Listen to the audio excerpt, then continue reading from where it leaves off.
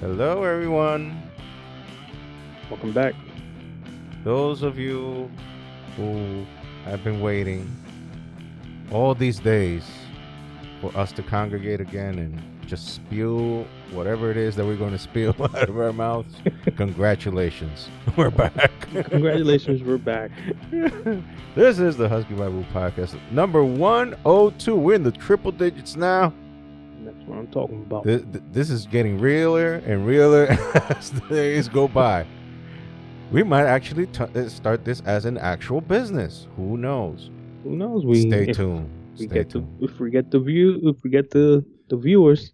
Well, the listeners. The listeners. You're jumping ahead here. You're jumping ahead. I'm sorry. Yeah. Well, looking at bigger things, you know. Wink, wink. That's for future talk. So yeah, we're back. The same guilty parties as usual.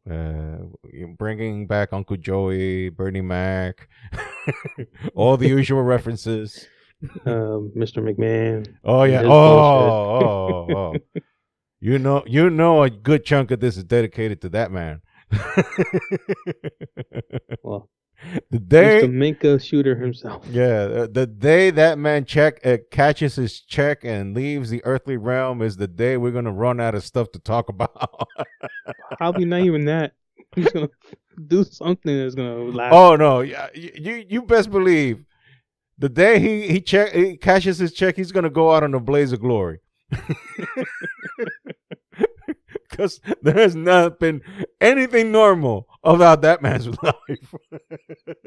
He seemed normal, and then everything just hit the fan. No. It just. This is a guy who last year, before the whole hoopla happened, he talked on the Pat McAfee podcast or show, whatever you want to call it, and he said that he loves confrontation. He enjoys confrontation. It's like it's a primal thing up for him to confront people and just call them and call their bluffs and like he like I love seeing their soul escape their bodies as I verbally berate them and destroy them. I just enjoy seeing their souls leave their bodies. That's all. That's all you need to know about Vinnie Mac. But we'll get to him later, eventually. I mean, it's 70% his podcast anyway. Not actually. He doesn't own it that we know of. Oh, he does. That we know of.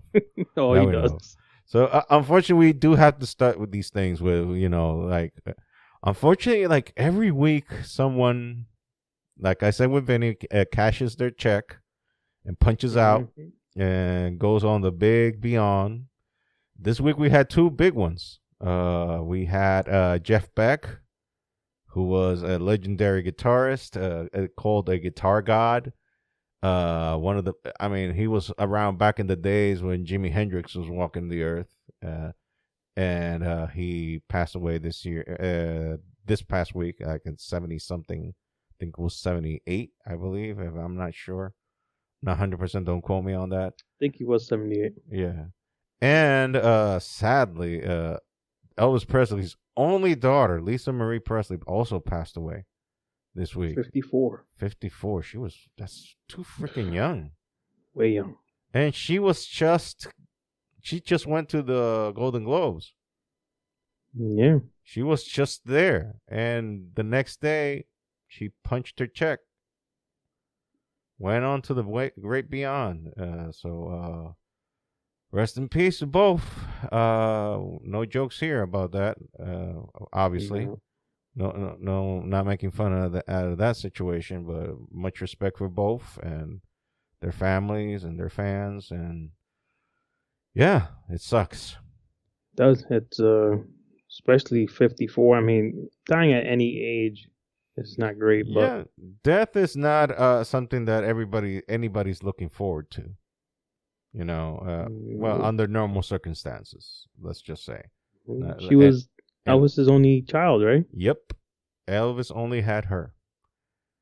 And she was a singer, songwriter in her own right. I mean, obviously not to the levels of her dad, but still she, trailed her own path and had kids. She lost one of her kids also.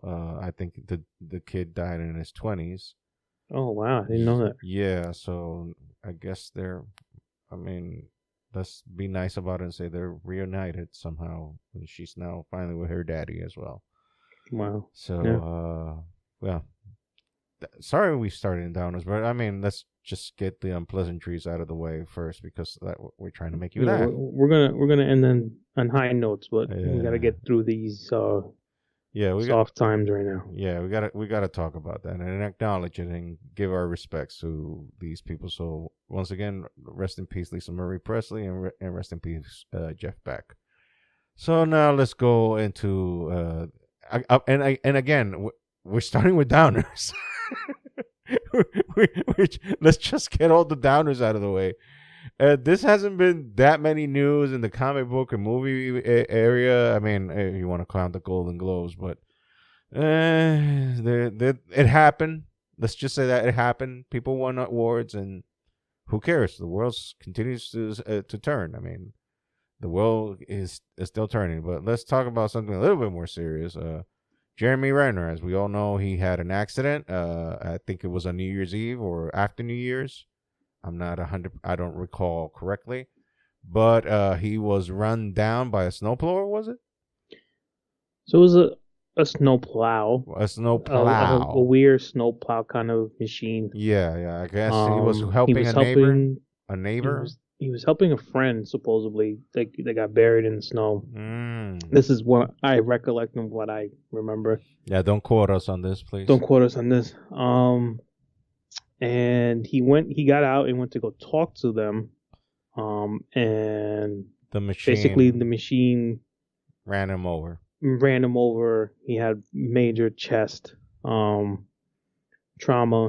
And his leg. See by his pictures that Oh no, his eye was pretty messed up. Yeah, he's thankful to be alive. I mean, they had him in intensive care. Yeah, he was pretty much probably close to death than what we expect. Yeah, so unfortunately, we're getting some bad news now that apparently he might be losing a leg.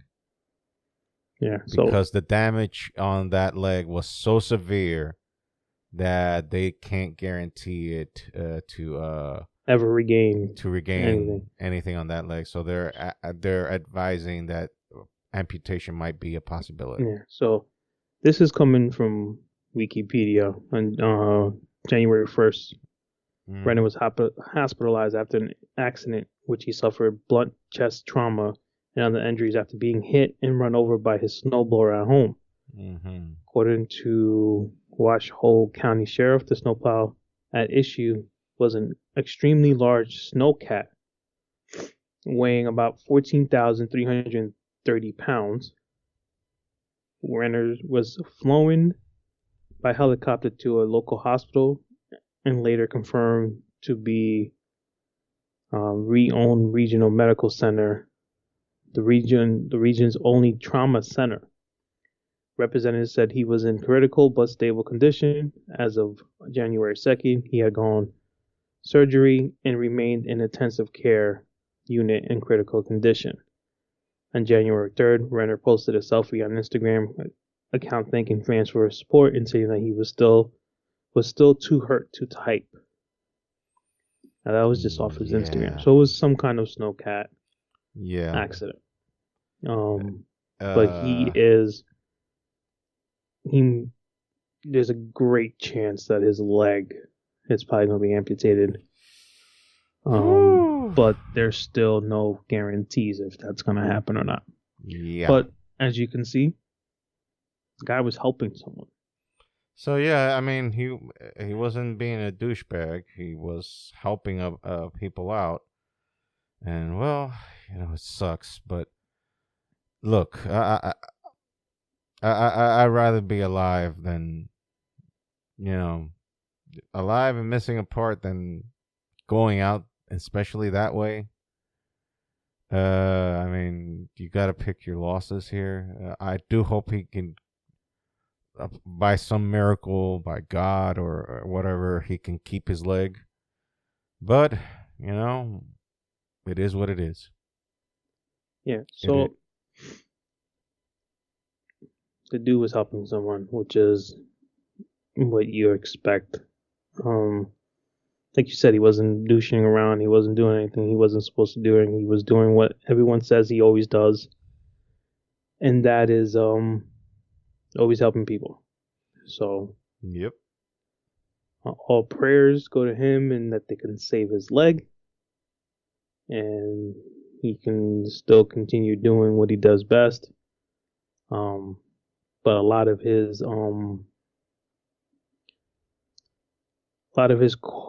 co-stars, workers think he will never be the same if he does lose his leg. Mm-hmm. So that's something we have to look out to, and hopefully they're not right about that. Even if he does lose his leg, there's a lot of options out there for him to continue doing what he was doing. It just takes some practice, and hopefully he can get back on his feet soon. Amen. Let's just say that. Yeah. Hey, amen is not a religious word. It's Hebrew meaning let it be so. We're not here to be religious. We're not pushing your religion. Yeah. I'm just trying to say that what the word means. It means let it be so. Yep, I got you. Let it be so. So that's what when I say amen, that's what I'm trying to mean. Let it be so, that it does happen that way, and he gets a full. Either he gets a full recovery, or he can deal with. I mean, thankfully he's rich, so life can be a little bit more easier for him. If it were for some, normal dude that has no income or insurance, would have been, a different outcome. But thankfully, he's made a good living doing his job. I feel sad that his series, the one that he's doing now, because he's doing a series in Paramount. Yeah, I think the new season just came out, so he might.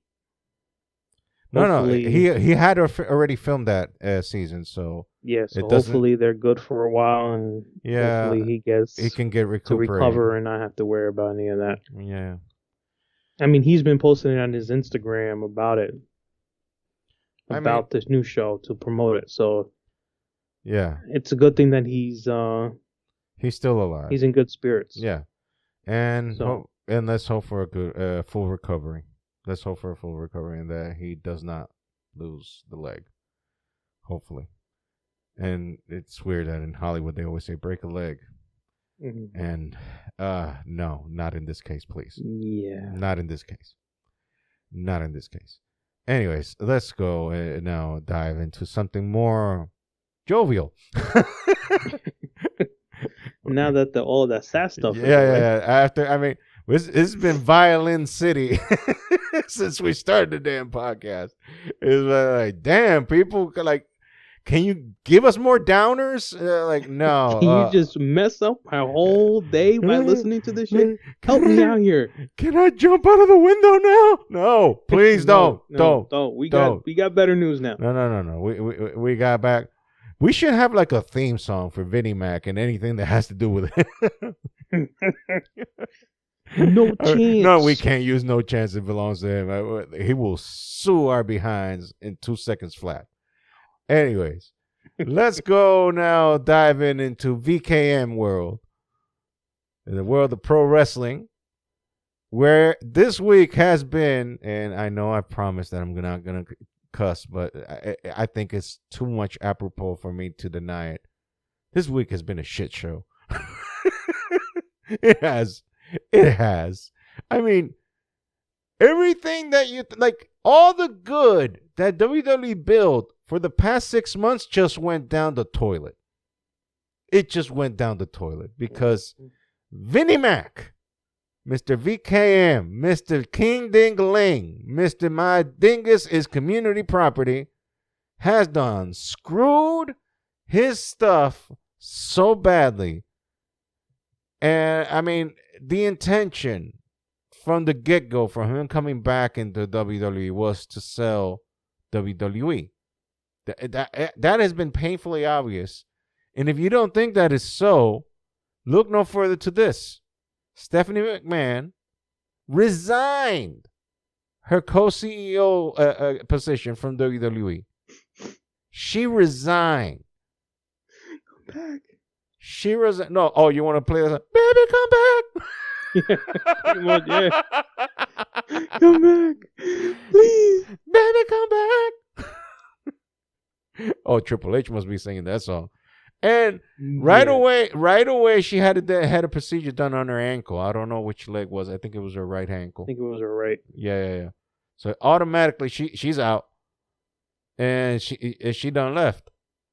And Triple H had a meeting, a meeting with the talent on Friday on SmackDown to let them know, like, well, yeah, all this stuff is happening, but I'm still in charge. Don't worry, I'm still head of creative. No, I do talk to Vince every once in a while, and I do pass ideas to him. But no, it's me still. It still is me. Yeah, I don't like how the things are feeling right now. And also, Vinnie Mac has been sending emails and messages to the entire staff, letting her know, you've done a crap job ever since I left. This needs to be fixed. And also this past weekend was the first time in 6 months that he came back into Titan Towers. So Vinnie Mac is back in full force. The only thing that is left is just to take Triple H out of the equation. So he's stupid to do that.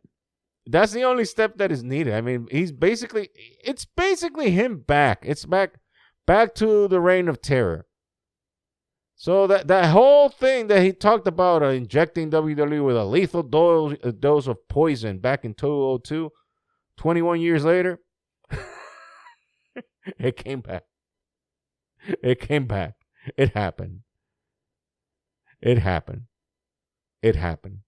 So, and also another interesting thing, like, let me read this here. Yeah.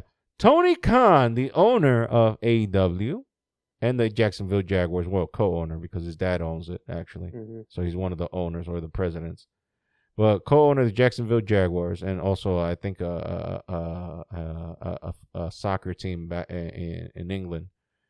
Anyways, he has now come up as one of the potential buyers for WWE.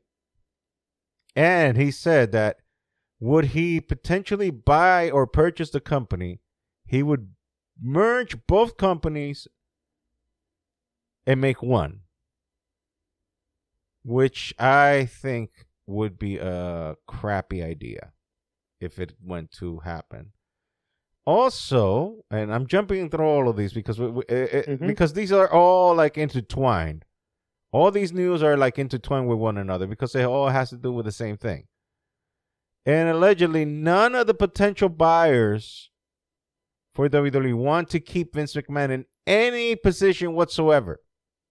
Allegedly. So, Vince is trying to sell his company for nothing because he's only going to get money back and he won't have any input whatsoever because none of them want him. I wonder why. I wonder why they don't want anything to do with it. Let me see. Let me put some thought into this. Let me see why. Oh yeah, he's spraying Minkia juice all over the place. Oh yeah, right. Yeah. I don't think any Fortune 500 company would like have one of their executives being known as a habitual Minkia sprayer. Like, you got the goods, I got the spray. Spread them. Spread them. Spread them, goddammit. Or you're going to be fired. Oh, you're fired. Spread them, goddammit. Let me spray that Minkia juice. Yeah, I'm a genetic jackhammer. Oh, Uncle Joey. He's coming up. Hey, I mean, we have to keep the tradition alive. Anyway, so, yeah, Vince, God, he decided to take this 2023 with a vengeance. He said, I was like, tired of making money while sitting my ugly ass on the couch. Let me fuck shit up. Like 2022 was a very interesting year, to say the least. And then he had to come back. He gave us like 6 months of rest and relaxation, and he was like, hold my beer. let me let me create chaos. Let me fuck shit up. let me embrace chaos, or as in Game of Thrones said, let me choose violence today. And it's been violence ever since the whole damn month. Like, people are worried again, and he's rehiring people that were fired by his daughter. He's rehiring people. Like, oh my God, this is just. He's just coming to fuck shit up. Yeah, and at the same time, but I heard and read that Stephanie stepped down before, and when her dad got into all this altercation, that's when she said, "Oh, then I have to come back." Mm-hmm. Yeah, she had resigned. She was She was one of the head of the board of directors, and she was an executive in WWE. But then she had resigned, and she was going to take like a sabbatical to be with the family and also take care of Triple H, because he was just recovering from the heart defibrillator thing, that issue that he had. So she was like going to be mom and wife. Because apparently, like, this situation that happened to Triple H, I'm speculating here. I don't know them from Adam. You know them better than I do, because you went to the same church that they got married. You got married in the same church they got married, actually. That's right. You got can't take that shit away. Oh no, that will live in infamy with you and your wife. Like, that's bragging rights. You can tell your kids when they grow up, that we got married in the same church that Triple H and Stephanie got married. Are you kidding me? My grandkids would be like, who? No, then you just have to put the Triple H's music. Bah, time to play the game. I have to say, I never was a Triple H fan growing up, but that fucking entrance. Hey, he got one of the best bands to do it. He has one of the best entrances ever. And he got one of the best bands to do it, Motorhead. Jesus. Yeah. I don't know who they are, but I mean, they rewrote the song for him too. Yeah. And it was still like, his entrance was still like one of the tops. Yeah, Motorhead made like 3 songs for him, because one is the game, the other one is King of Kings, and the other one was for Evolution. But didn't they do DX too? No. DX was a whole another thing. Oh, okay. It was another thing. I mean, they sounded more like Rage Against the Machine. Okay. It had a more Rage Against the Machine sound, but when he became the game, not Hunter Hearst Helmsley. Freaking hated that character. So I mean, he had another version of his own theme song that then China took as her own. They changed the lyrics a little bit, but it was the same music, but they changed the lyrics a little bit for China. And China kind of took it because they were still together. You know that him and China were an actual item. And Stephanie took her. Well, that's a big story behind that. That's probably good for another podcast if you want to continue that. I don't have all the details ironed out about that. All I know is that it's not that Stephanie. I don't know. It's just like it happened. It just happened. But they were on a break. Like they weren't together when it happened. Yeah, but it happened. It wasn't like it happened. But they weren't together. No. But what I mean is not that Stephanie took over maliciously. It's just that something that just naturally progressed towards that. Oh yeah. Well, they fell in love. What can you do? Exactly. It just dude was on a break with his bodybuilding chick, and out comes the boss's daughter, who is easy on the eyes, because she ain't ugly. Especially back then, she was in her 20s. She wasn't ugly. Well, the way The Rock just ripped her apart. Oh, $2 looking hoe.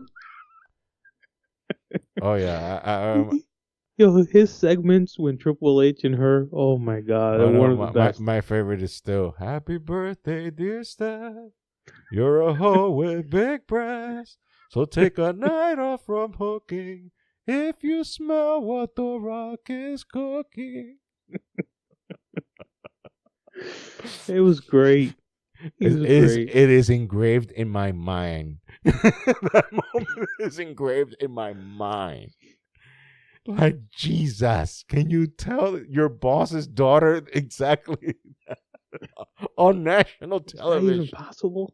On national, not screw national. The whole world saw that thing. I saw it from DR. Oh yeah, you were in DR in that time. I saw that crap from DR. And that still is like, and if you think I'm saying that because I've seen it so many, no, that's from that one time that I saw it. It's engraved in my brain. From that one time, that song is engraved in my brain because it was so damn funny. I died whenever that was like rolling in the floor laughing. Because nobody eviscerated people verbally better than The Rock. No one. No one. I mean, Austin would get a zinger here and there, and even Triple H would get a zinger here and there, but The Rock would emasculate you. he would eviscerate you. He would lay you in a pile of mud. He would just destroy you with all those stupid comments, like coming up with all the oh yeah, the $2 monkey. You ain't worth a monkey piss. No, he was. Who in the blue hell are you? Are you? It doesn't matter. That was one of my favorite when he was the referee with Triple H versus the British Bulldog. And Bulldog was pinning the Triple H. You go 1, 2. It doesn't matter. The Rock counts to 3.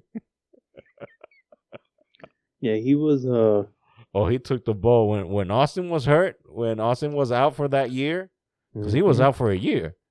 Yeah, he was out for a long time. Yeah, he ran that ball and ran with it.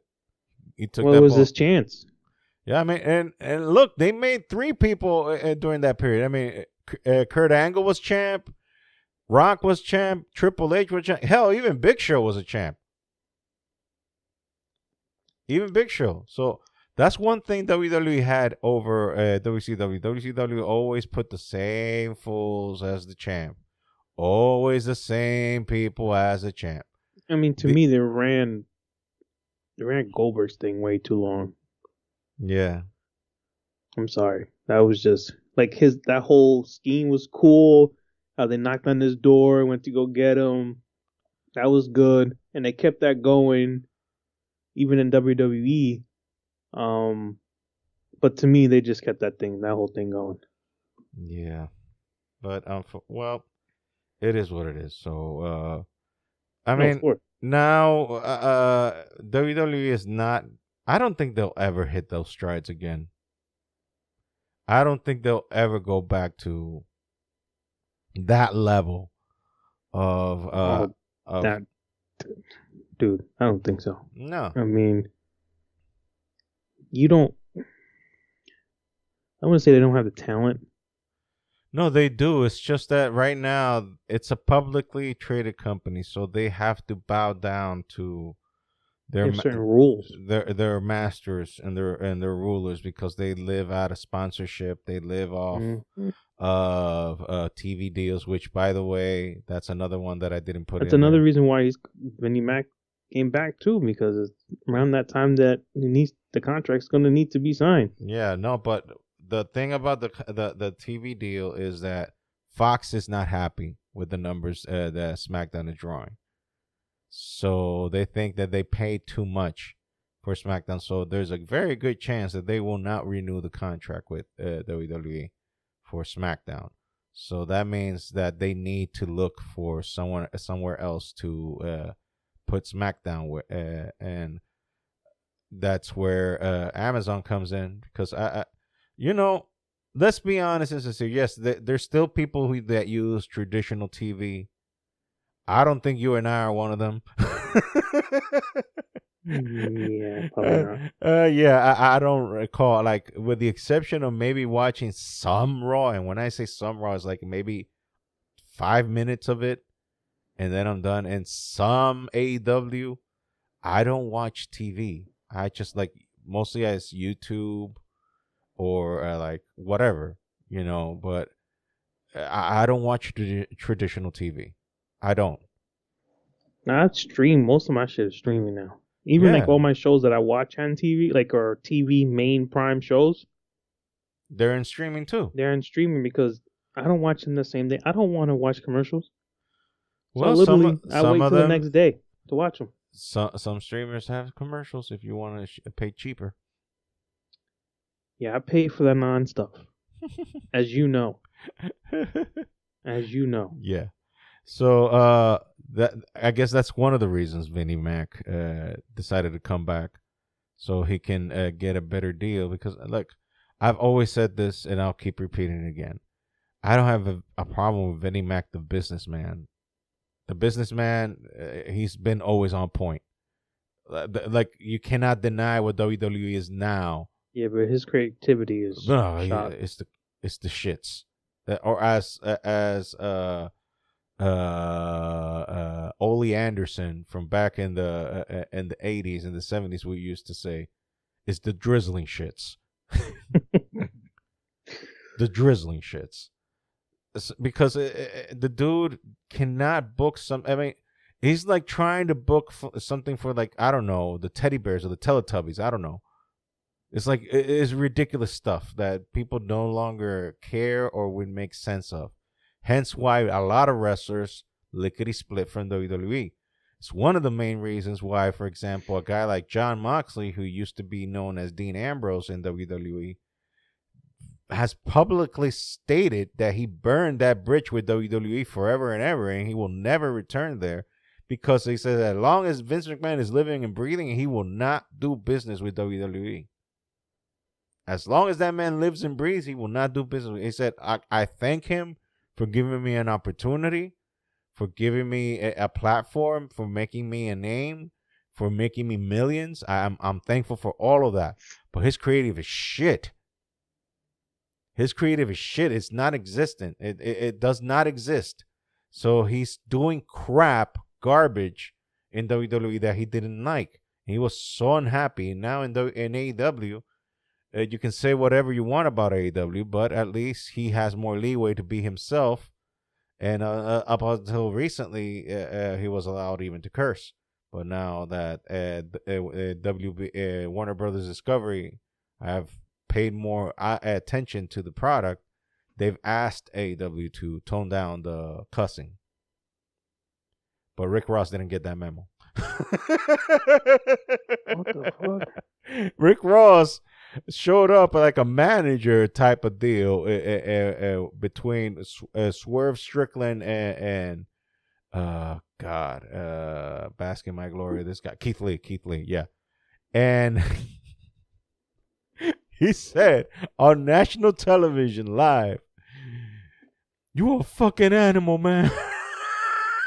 What the fuck? He said it. And Keith Lee just looked at the camera like, okay. Okay, we're going to get canceled. Okay. I mean, Tony Schiavone, you remember Tony Schiavone from back in the WCW days.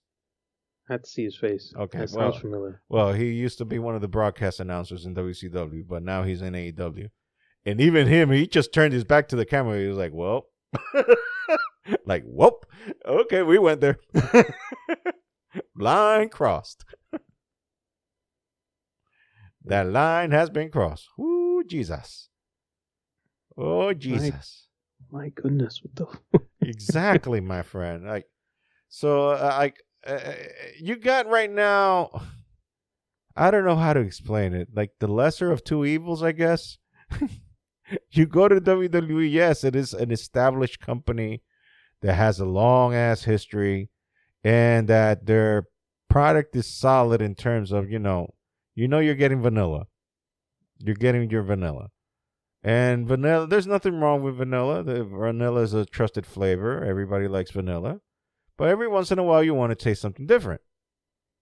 I mean, I pity you if you just only tasted vanilla ice cream all your life. I pity you. Because, you're missing some flavors there, son. There's a bunch of other flavors out there. And you need to taste those. But there's nothing wrong with vanilla. Vanilla's perfectly fine. I like vanilla. But that's not the only flavor I like. Then we got AEW, which I cannot describe what flavor would I put to AEW. I would say chocolate, but I don't want to insult people that like chocolate. And chocolate ain't bad. Chocolate is good. Maybe we don't have to make him ice cream. Maybe we can make him like a sorbet. Okay, whatever. The thing is that AEW has become an acquired taste as of recently. I mean, they've done some things to try to bridge the gap that Brawl Out left. I mean, CM Punk. See, that's another dude that we talk about a lot in this this thing. Well, he caused a lot of shit. Exactly. So after all that crap that CM Punk pulled with Brawl Out and left that thing like, dude, I mean, it's like he left an inferno, just match lit everything. You remember that scene from The Dark Knight where the Joker burned the old pile of cash? It was exactly that. Yeah. It was exactly that. It's just all that is like, it's not about what did he say? It's about sending a message. So I guess his message was like, fuck the world. I guess that was his message. Fuck him. Bernie Mac. See? The tried and trues always come up. The tried and trues. Oh God. They always come up. And Uncle Joey is always in our hearts. Yes. So yeah, so AEW is its own thing, and God bless. Thank God they exist, because look, this is the thing with me with the whole WWE being sold.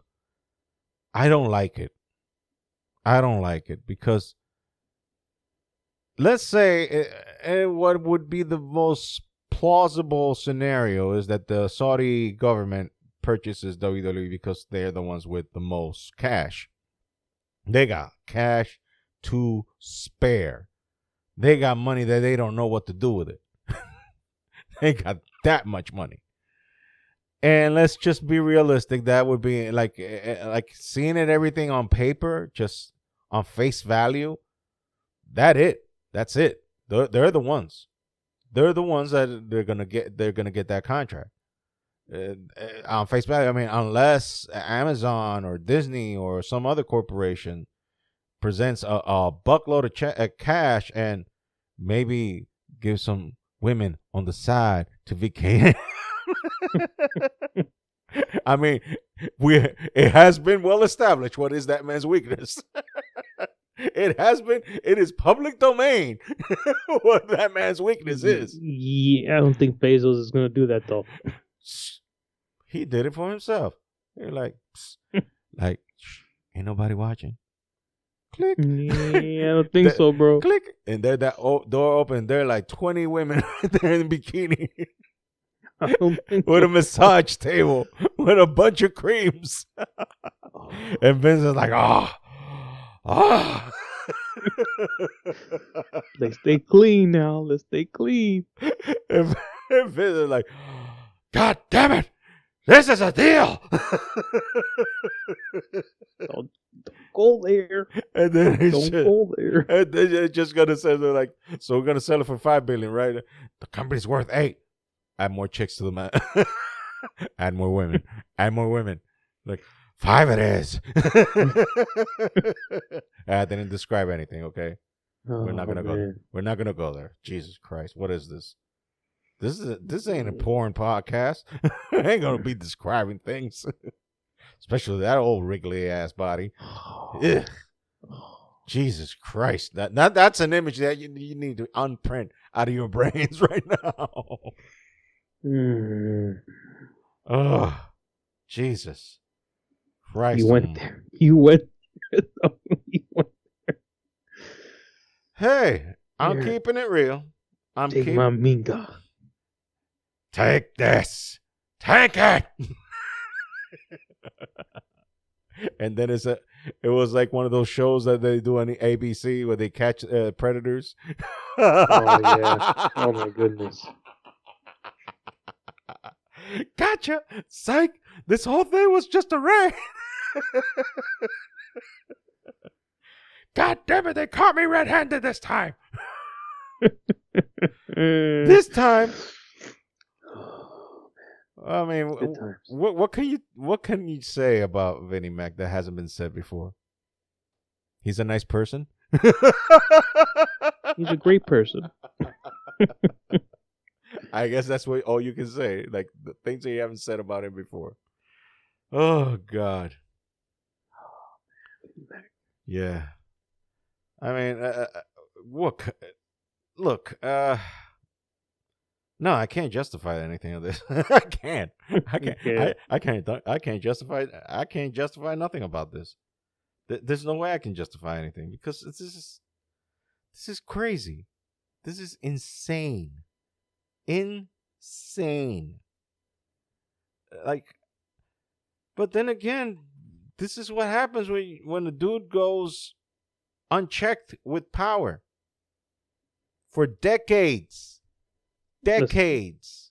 We all know that people in power, someone somewhere are fucked up. There's just it's Yeah, it's just but WWE is habitual fucking yeah, up. but it was basically to a point that he got caught this time. No, it was the paper trail that got him because he used company funds to pay. Like, dude, you got money? You got money? Like, that would have been no thing for you. Pay all that off. But no, you got to use company money. And that's what caught him. Because, this is like what I can't even start wrapping my head on. I'm like, so all of this, bring him to justice, was for nothing. And also, let us add the fact that the only reason he got caught is because he used corporate money and not his own. So what he did doesn't matter. It's that fact that he used the money of the company. He used company money to satisfy his minkia. Yep. That's the problem. That's the issue. Forget about all the girls that he fucked. Forget about the girl that committed suicide. God rest her soul. Now let's not forget about that. No. I mean, how the case is being treated. Oh yeah. That's what I mean. Not that forget about her. No, do not forget about her. But this is like the injustice of this world. Like, it doesn't matter. It doesn't matter. Like, the rich will keep on getting rich. And they will keep doing whatever they do.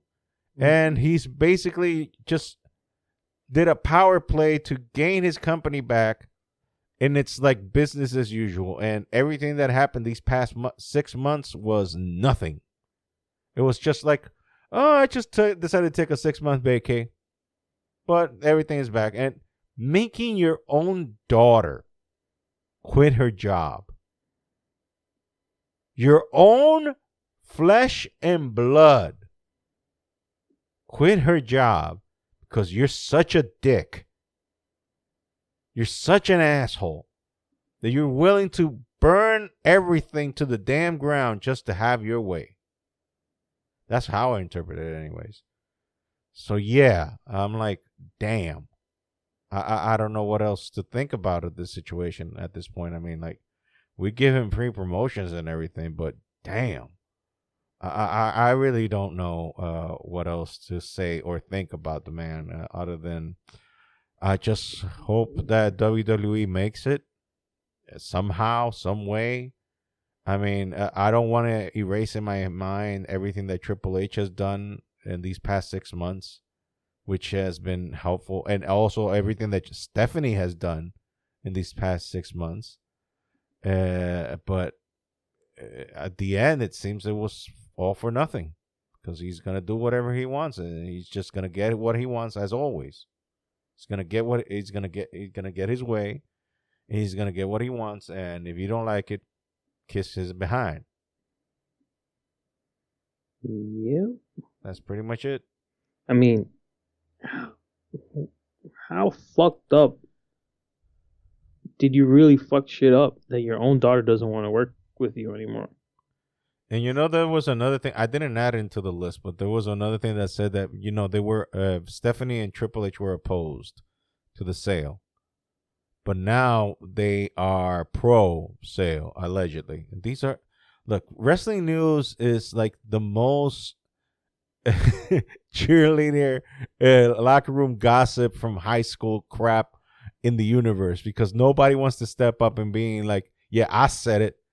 It was me. I'm the source. Nobody wants to speak up, and then they invent stories And wrestling, you hear one story, and then in the next week, it's like that broken clock that it's right twice a day. Yeah. Basically, it's that wrestling news. But allegedly, Stephanie and Triple H were against the idea of selling, but now they are pro selling because, and this is the reason, allegedly, because now they have a way of actually getting rid of Vince. Yeah, but I think they have more of a lot of these fans' attention and heart, because if they sell, there's no way these new people No, are because going to keep the way the company is running. no, I mean, and also think about it. All of them, none of them have experience in running a wrestling company. And if history has taught you anything, is that when just rich people decide to buy stuff that they don't know what it is just because it's worth something, it usually ends up biting you in the ass. I just need to cite one case in particular, WCW, when Ted Turner bought it from the Crockett's when it was just NWA or regional NWA in Atlanta. And then Ted Turner bought it and turned it into WCW World Championship Wrestling, which was the actual name of the show. That was the name of the show, and they turned the name of the show into the company's name, World Championship Wrestling. So, and then the first act that Ted Turner did as the owner of WCW, he hired the guy that ran Pizza Hut as the administrator of WCW. And the first idea that this idiot had was turn Ric Flair into Spartacus. That's why Ric Flair ran to WWE back in 91. Because this dude wanted to cut Ric Flair's hair, wanted to turn him into Spartacus, change Ric Flair's gimmick. And that's also the reason why Ric Flair ran with the WCW title to WWE, because legally the champion had a purse on the title, and if they didn't pay them the amount that was owed, then he practically I can keep the title as collateral, and that's what Ric Flair did. So and that's why he took the title to WWF back then. So, and I'm just stating all this stuff out of my head because it's, I always say this expression that people that don't know their history will have a tendency to repeat it. So, in this case, I'm very fearful that when WWE is being bought, that they're just going to hire some idiots that have no clue what wrestling is or what pro wrestling is, and they'll just have them run this billion-dollar corporation and run it down to the freaking ground, because you need people that know the product. And this opens even a worse can of worms. What if they rehire Vince Russo? Like, not shoot it in the head right there. Just old Yeller it right there. Old Yeller it right there. Like, if you hire Vince Russo, that's it. Shoot it in the head right there. Kill it. Kill it. Kill it right there. Kill it right where it stands, right there. Shoot it. Shoot it dead. I'm not saying he was the main culprit of why WCW died. He was one of the ones that shot it in the head, but his bullet wasn't the one that did the kill. You know what I mean? There was multiple assassins in that one. But he definitely had a hand on what happened to TNA back in the day. He definitely had a hand on that one. And TNA is like a zombie because now they're Impact Wrestling. It's like, I cannot believe that company's still running. And they're doing good. I mean, their storylines are great. They don't have the biggest audience in the world like like AEW or WWE, because they're in the crappiest channel on earth. Like, do you know what channel are they? Which one? Exactly. Exactly. That's my point. Should I just throw a channel out there? Yeah, just throw a dart in the wall and see where it lands. Let me see. TNT? No. So there you go. It's an Access TV. Like Who? Exactly. Like, who knows what that channel is? I certainly don't. Exactly. So, anyways, we're hitting the finish line. So let's go to the sports department, and that's basically you. So I'll let you handle that Just one crazy thing that happened in baseball that's been happening for a few weeks now. I just find it funny, just the way that it turned out to be. So Carlos Correa, who's one of the major players in the middle of this whole Astro scandal when in 2017 was stealing signs. Oh, with the Houston Astros thing. Yeah. He this year he opted out of his contract with the Minnesota Twins. Mm-hmm. It was a 2-year contract, I think was worth like $70.1 million. So he opted out because he thought maybe, hey, I'm gonna get more money somewhere later. So I'm sorry, I'm just trying to make sure I have everything lined up correctly. Go ahead. So he, on December 21st, or a little bit before December 21st, he agrees to sign a 12-year deal worth $315 million with the San Francisco Giants. Now, that deal is pending until they do a physical. In which anyone knows about Correa, he had some issues before coming into the league with his ankle. Long story short, he does his physical. The Giants don't like what they see. Mm-hmm. So San Francisco was, I guess, trying to bargain with a different idea. Basically gave him the Jim Cornette deal. Thank you. Fuck you. Bye. Yeah. So then, January 5th, or a little bit before that, the Mets.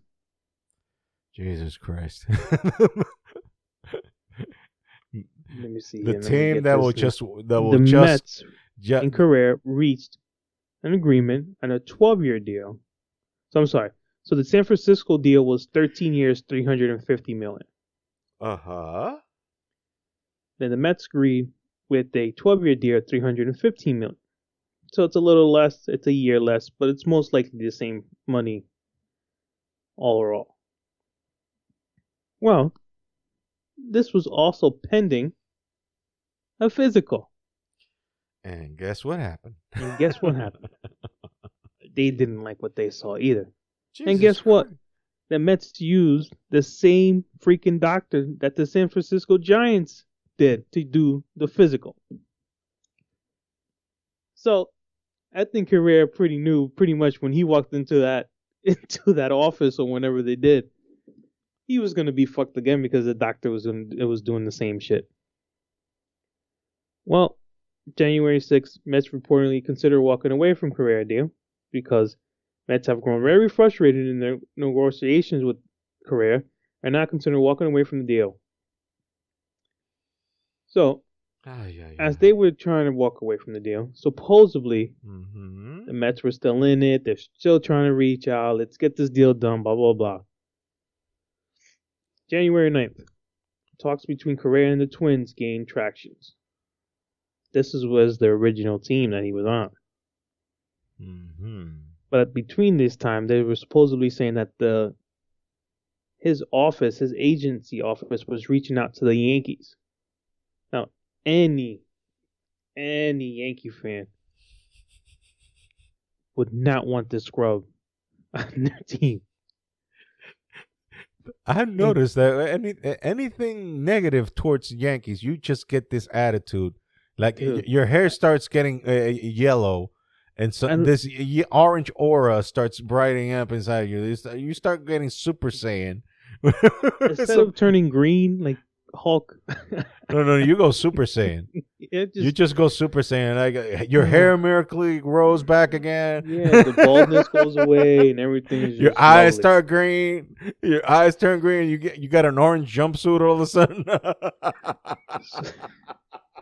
So I'm sitting You here, I'm go just like, oh Goku on it. You go like, yeah, and I was like, come no, here, don't come do this shit. here. Don't do it.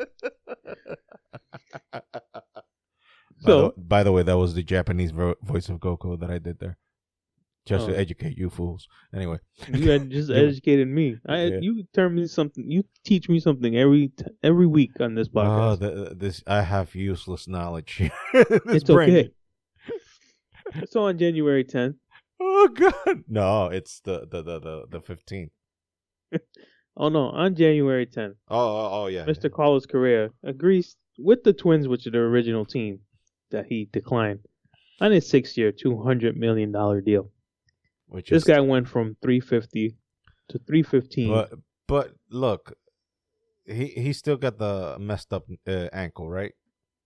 Yes, but it was the Twins, so the deal wasn't completed, and then the physical was done, and they were just like, okay, whatever. I mean, he took his losses. He just took his loss, and that's it. He knew that his market value went down the drain because two teams evaluated him and determined that he ain't worth the shit. Pretty much. So he ain't worth the contract he was trying to get printed on.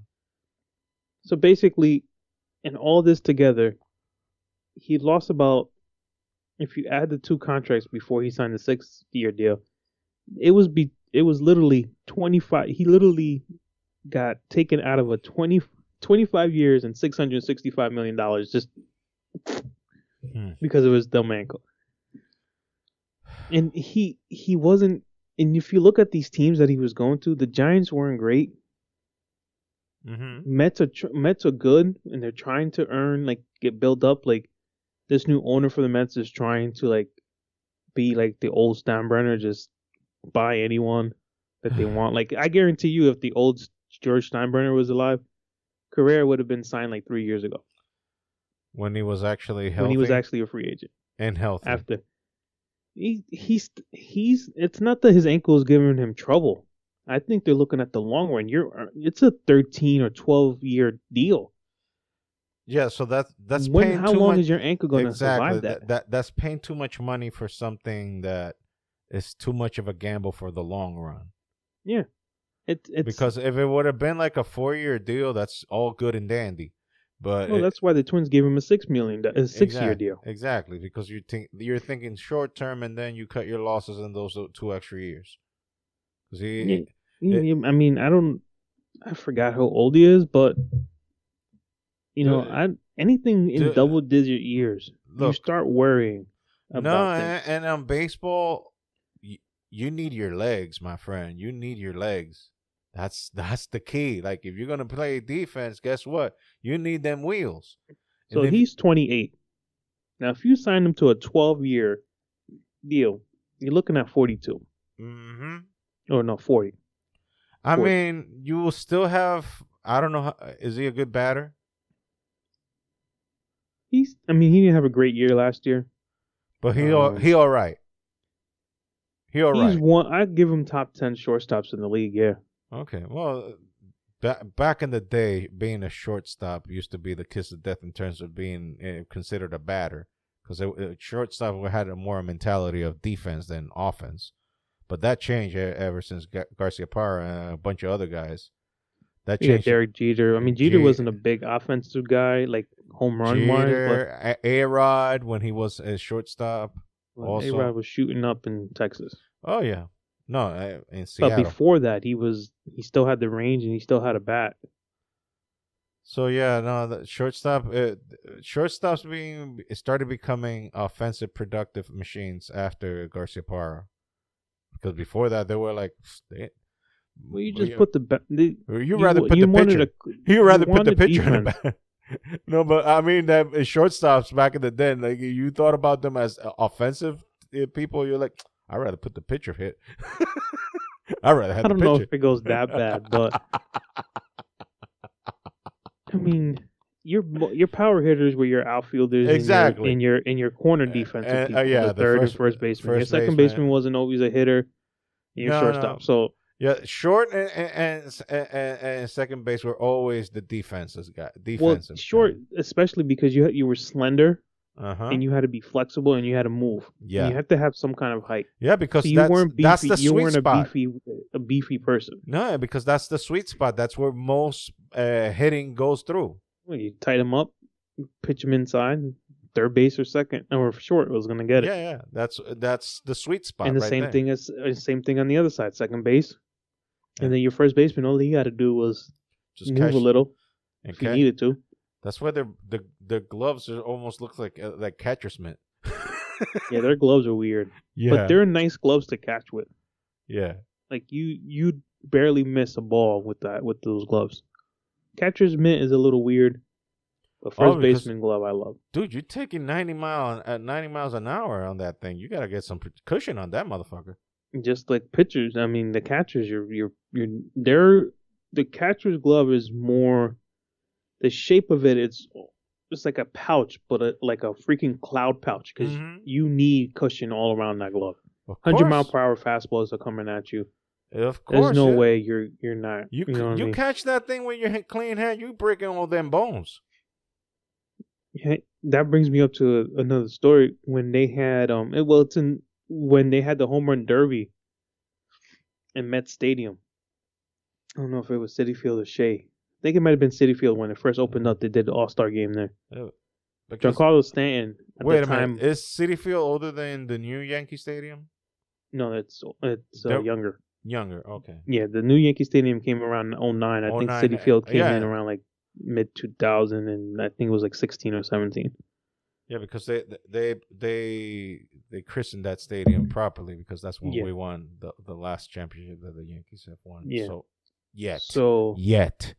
Yet. Well, the Yankees won the first year that the stadium opened. They won the championship, and they didn't win one in the old one since 2001.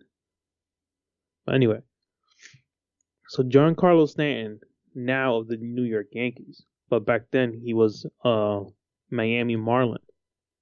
They had the home run derby, and that's when Judge was a rookie that year, and it was him and Stanton just hitting long balls in the home run derby. This guy on the top, like the last row of the stadium on top, I think, caught a ball that Giancarlo Stanton hit on a home run derby. His hand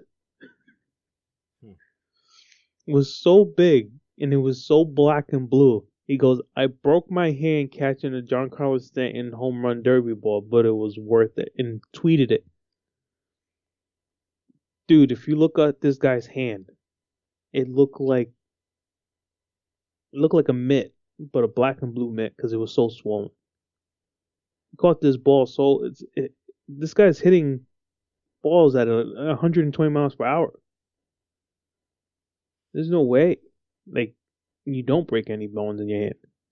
I wouldn't even have tried to catch it. I would have been like, nope, you can have it. As long as it ain't hitting my face. So, but yeah, it just amazes me how this guy thought he was going to get this big ass contract from everyone, and then it just ended up being, okay, just take 6 years, $200 million, we'll call it a day, because your value on the market has taken a hit like you wouldn't believe. Yeah. So. But anyways, I mean, what can you say? He just threw the. He was trying to see what he can get. You know, he just threw the net out there, see what he can catch, and nobody took the bluff. Well, it's not like he said, I wanted 13,350. These guys came out to him and probably said, okay, we'll offer you this. What do you think of this? And they probably played around with it and be like, you know what, let's finally agree to this. We meet in the middle somewhere. There was no way he was going to break any records with being signed because he's tainted. It's just that whole Houston thing. Yep. He's tainted. And he was one that was more vocal. It was like, we ain't do nothing. But you did your investigation. Bullshit. Bless you. So at the end of the day, I just, I'm glad that the Yankees didn't even touch him. Wow. And on that note, I guess we're gonna end this now. Oh, and another thing, Trevor Bauer was officially released by the Dodgers, and we officially got word from the New York Yankees that we ain't touching him with a 10-foot pole. We ain't touching that motherfucker. We ain't touching him with a 10-foot pole. We ain't touching him. So on that note, we can end on that note. Okay, we have cast the leper out. We can end on that good note. Okay, so on the good note, we cast the leper out. So Yankees will not be tainted this year with the that leprosy that is that dude. So yeah. Yeah. So we don't want your stinking ass anyway. Yeah. We don't want your wife beating ass here anyway. I don't even think it was his wife, but that's that's neither here nor there. Even worse. No women beating in this team, please. No women beating. Thank you very much. That's what I mean. Okay. So we've been having discussions that probably in the near future, I don't know, maybe depending. I mean, right now we're kind of limited to certain things, but we're thinking about in the near future phasing this not just in audio, but breathe deeply. Take a deep breath, everyone. Take a deep breath. Breathe deep. I mean, some of you might be like, yeah, but some of you are like, but we're going to have to caution you. We're going to have to caution you. This comes with a warning sign. Yeah, this is with an explicit warning. Like back in the Biggie Small day. Or Big Pun. Explicit content. We're thinking about adding video into these podcasts. I mean, we're already using cameras to record each other, to look at each other, so we can see our facial expressions, because I don't know if you know that we don't live in the same area. We live a little far away. I'm in Geekville, and he's in another subsidiary of Geekville, but in another state. Because wherever we are, it's Geekville. That's right. Wherever we are, it's Geekville. It's just that in different states. It's just like The Simpsons. You don't know which state it is, but it's there. It's there somewhere. It's there somewhere. Like Springfield, yeah, there's a Springfield, Massachusetts. I mean, pick your poison. Pick your poison. Like, throw a dart and it'll land there. There'll be a Springfield. You'll find there. them somewhere. Yeah, there'll be a Springfield there. This reminds me of something like, I'm sorry to go dark, but it's me. It's what I do. It wouldn't be you then. Exactly. It's what I do. No, let's quote Mark Henry on that. It's what I do. Anyway, we're talking about a month removed from 9/11. A month removed from 9/11. So it is very tender still, that memory of what we all know. There was a lot of scares back in those days, because they were always like, oh, they might have another attack and another thing and another this and another that. So I was living in this actual Geekville back then. You were here. Yeah, I was here in this actual Geekville, not Geekville, DR. Mm-hmm. I'm in Geekville. You were in the States. Exactly. In Geekville, USA. Which state? Leave it to the imagination. Anyways, there is in this particular Geekville, there is a power plant where, electricity goes through, and usually it is of the nuclear nature. So it's very nearby. And there was a scare that they were saying that they were going to hijack planes to recreate the incident, but into the power plant. And they were also saying that they were going to do those things to like public venues and public areas, namely in the mall that I was working on at that time. Curiously enough, I got hired for that particular job the same day of 9/11. That's eerie stuff right there. But anyways, I didn't hear there. So I got a phone call from a family member who I will leave unnamed or unidentified, or I'll just say family member unnamed or unidentified family member who called me. He was worried, or he or she or they, because like, be careful, because we heard that there might be an attack to the mall that where you're working at. And I was such a dark place back then, because, like, believe me, this is happy-go-lucky. This is tender, nice boy compared to the a-hole that I was back then. Mm-hmm. So I was going through, my mom's death and a bunch of other stuff. I was a very dark place, and I seriously, like, when I tell you I could not give two fucks about anything back then, I'm not joking, and I'm not saying that to be sarcastic. It is literally, I did not give a fuck. I did not care at all. And my response to that family was like, because they were just being concerned, they were being nice, like whether there were any merits to those claims that something was going to happen, it's irrelevant, and it's neither here or there. The thing is my reaction, which I admit now that was a horrible reaction, but here again it goes. My reaction was like, you know what's going to happen if that plane decides to go into the mall? I'm just going to lay down on the floor, open all my extremities, and receive it with arms wide open. Like, come, plane of death. Let us join and bound each other in this ball of flame.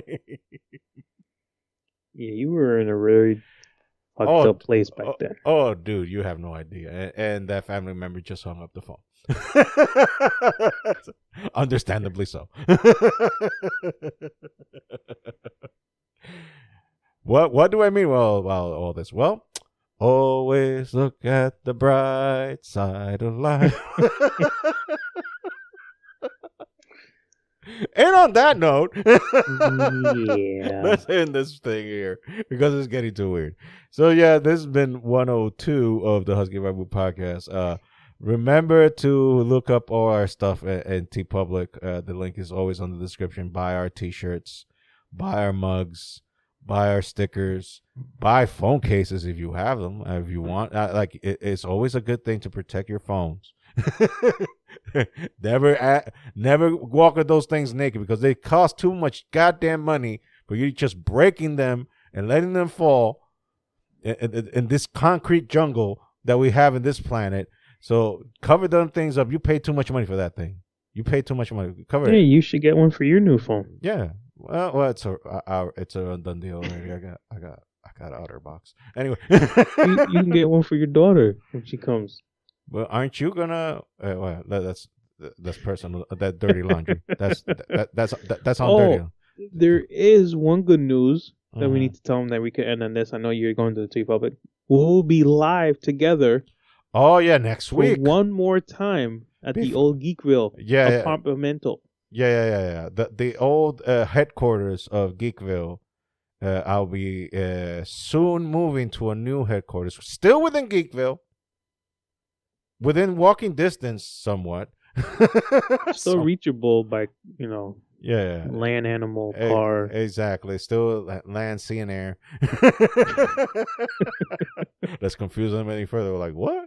Yeah, land, sea, and air. Yeah, he's moving to one of those Marvel safe places in the mountains. Subterranean. Yes. Let's keep it on that. We're on the literal down low.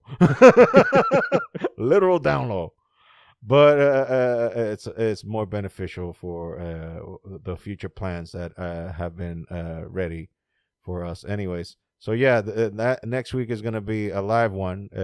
Jonathan and I will be together in person recording. So that should be fun. So, continue with the TeePublic, purchasing all your stuff there, all the goodies that are there. All proceeds go partially to me. Not fully, but some of it does. We got some plans about that, too. We got big plans we're trying to make this year. So, stick with us. Yeah. Share this podcast, your Instagram, your Facebook, whatever you want. Speaking of which, our website, huskybiblepod.com, our Instagram and Twitter, HuskyBiblePod.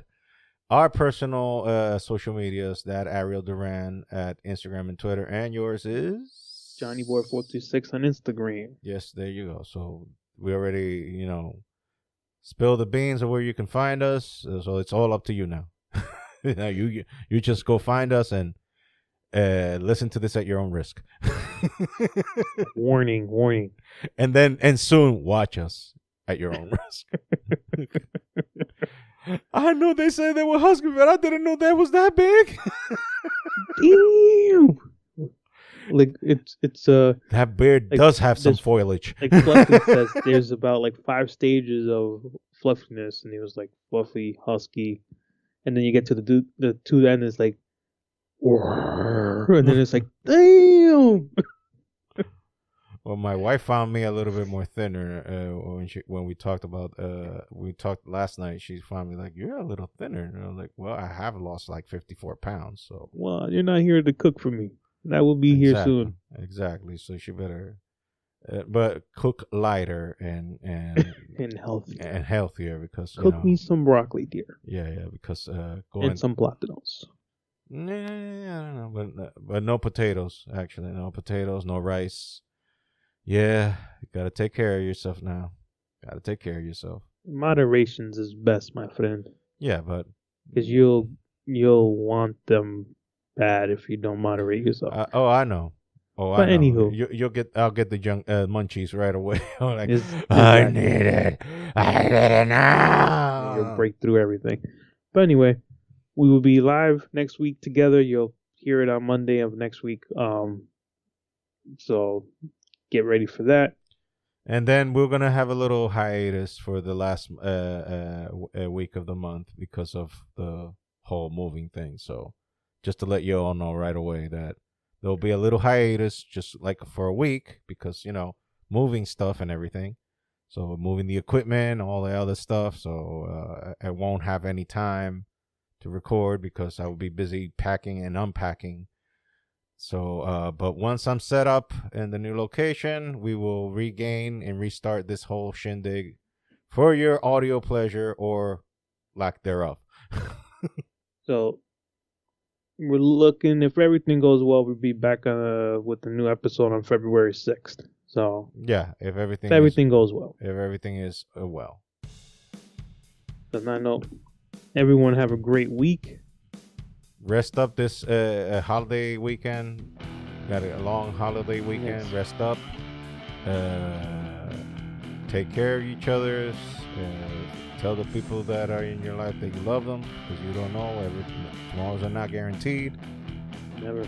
And just take care of yourselves and have fun, laugh, love, do the good things in life. And whoever is doing the bad things in life, just ignore their asses and just live for yourself.